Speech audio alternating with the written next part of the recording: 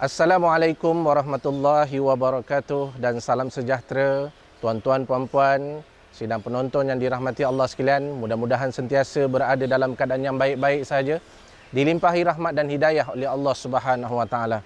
Mudah-mudahan bulan Ramadan yang sedang kita lalui pada hari ini akan memberikan kesan yang mendalam dalam diri kita, terutamanya ketika kita hendak menyambut Syawal, iaitu hari raya Aidilfitri yang bakal menjelma tidak lama lagi. InsyaAllah pada hari ini kita akan membicarakan tentang bagaimanakah caranya kita nak melaksanakan aktiviti-aktiviti pada bulan Syawal, iaitu pada hari raya Aidilfitri tahun ini, sedangkan kita berada dalam tempoh Perintah Kawalan Pergerakan PKP yang disebabkan oleh musibah yang sedang melanda diri negara kita dan juga dunia pada hari ini, iaitu wabak COVID-19. Seperti mana yang kita sedia maklum, kita kena faham bahawa Aidilfitri ini merupakan hari kemenangan, hari kesyukuran bagi orang-orang yang beriman yang telah pun melalui bulan puasa. Mereka telah berpuasa selama sebulan pada bulan Ramadan, dipenuhi dengan ibadah-ibadah, membaca Al-Quran dan seumpamanya. Sehinggalah sebulan kita berpuasa dan melaksanakan ibadah-ibadah tersebut, pastinya banyak dugaan dan cabaran yang datang kepada kita, apatah lagi datangnya cabaran yang disebabkan oleh COVID-19 ini. Jadi ramai yang bertanya, macam mana nak sambut hari raya pada bulan Syawal kali ini sedangkan kita sedang berada dalam tempoh PKP. Tuan-tuan, kita kena sedar bahawa biasanya yang dipersoalkan, dibangkitkan oleh orang terhadap tentang isu menyambut hari raya ini adalah tentang balik kampung. Kita sedia maklum balik kampung bukan syarat untuk kita menyambut Aidilfitri. Sedangkan Islam telah mengajar kepada kita bahawa bagi orang yang menyambut Aidilfitri, menyambut kemenangan, mereka perlu menyambutnya dengan penuh rasa syukur, tawaduk, takwa kepada Allah Subhanahu wa taala, kerana kita telah melalui fasa-fasa bulan yang penuh dengan ibadah kepada Allah Subhanahu wa taala. Jadi antara perkara yang kita boleh lakukan bermula pada malam Aidilfitri, kita tahu biasanya kita akan pergi ke masjid, bertakbir beramai-ramai di rumah di masjid bersama dengan jemaah di masjid sehingga ada di setengah tempat sehingga larut malam. Lakukan perbuatan yang sama, amalan yang sama, tetapi bezanya sebelum ini kita lakukan di masjid, kali ini kita lakukan di rumah. Kita bertakbir Allahu Akbar, Allahu Akbar, Allahu Akbar. Kita bertakbir memuji membesarkan Allah Subhanahu wa taala sambil kita merasa betapa agungnya Allah Subhanahu wa taala. Di saat kita ditimpa musibah, diuji oleh Allah SWT, Allah Ta'ala masih lagi memberi ruang kepada kita untuk kita menikmati Aidilfitri yang penuh dengan kemuliaan. Sebab itulah Aidilfitri ni konsepnya adalah untuk kita bergembira. Bergembira ini adalah amalan ataupun perkara yang dilakukan oleh Rasulullah SAW. Tapi bergembira dalam konteks yang Islam ajar kepada kita. Bukan bergembira kita melakukan perkara-perkara yang dilarang oleh Allah SWT. Bergembira adalah dengan cara kita saling beramah mesra, kita saling melakukan perkara-perkara yang dapat mengeratkan hubungan kekeluargaan. Bezanya kali ini, kita menyambut Aidilfitri bersama kelompok yang kecil, iaitu dalam keluarga kita saja. Mungkin isteri dan juga anak-anak. Tetapi kalau kita lihat, sebelum ni kita bertakbir di masjid, sekarang kita takbir di rumah. Di rumah, apa lagi perkara yang perlu kita lakukan adalah banyakkan aktiviti-aktiviti secara bersama. Termasuklah aktiviti-aktiviti yang melibatkan amalan kerohanian. Kita solat berjemaah bersama-sama. Kita menggantikan ziarah ke makam ataupun ziarah pusara itu dengan cara kita membaca ayat-ayat suci Al-Quran, baca Yasin dan Tahlil dan seumpamanya.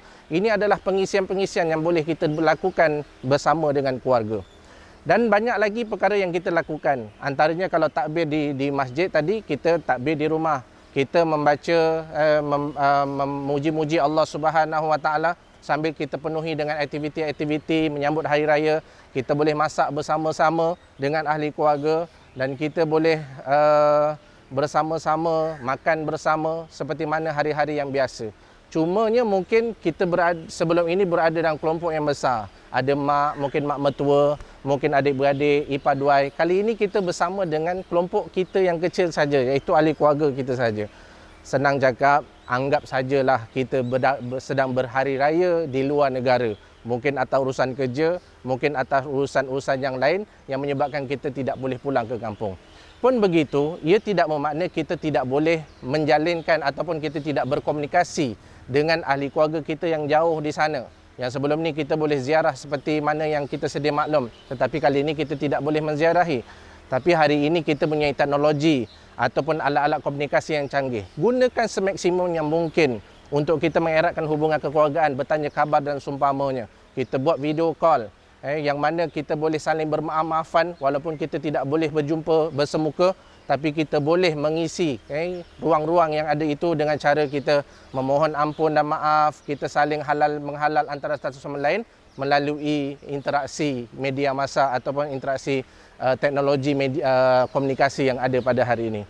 Selain daripada itu, apa yang perlu kita lakukan, yang boleh kita lakukan, kita tahu kita menziarah sanak saudara dan seumpamanya kita tidak mampu buat seperti biasa. Tetapi apa perkara yang perlu kita buat ialah kita isikan pengisian-pengisian yang sepatutnya kita isi seperti ziarah dan seumpamanya itu dengan aktiviti-aktiviti yang lain. Dalam keluarga, kita boleh duduk berbincang dalam keluarga apa yang kita nak lakukan pada pagi hari raya. Pagi hari raya kita berbincang, ada orang yang akan jadi imam, biasa mungkin suami ataupun bapa ataupun adik-beradik lelaki yang ataupun anak lelaki yang tua. Yang ini kita boleh lantik dia jadi imam untuk solat. Pertama kali mungkin kita solat setelah sekian lama kita solat hari raya Aidilfitri, orang lelaki dan perempuan ahli keluarga bersatu. Biasanya orang lelaki pergi masjid solat hari raya di masjid ataupun di surau.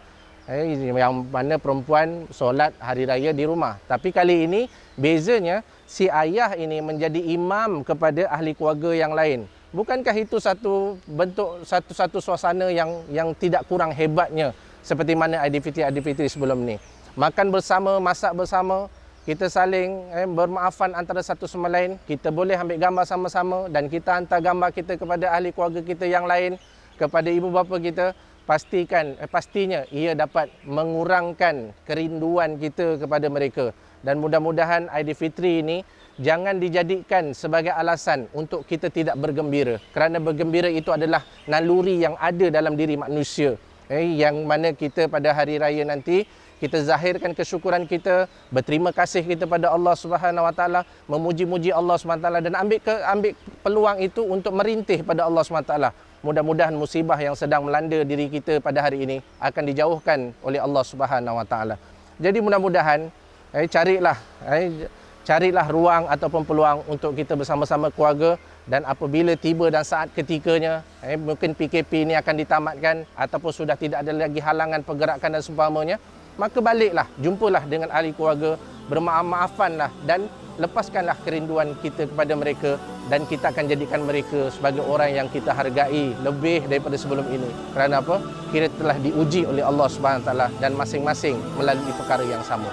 Jadi cukup setakat itu, mudah-mudahan diberkati oleh Allah Subhanahu Wa Taala. Kita dapat sama-sama menjalani Ramadan dengan baik dan kita dapat menikmati Syawal dengan sebaik-baiknya. Mudah-mudahan diberkati oleh Allah SWT. Wabillahi taufiq wa hidayah. Assalamualaikum warahmatullahi wabarakatuh.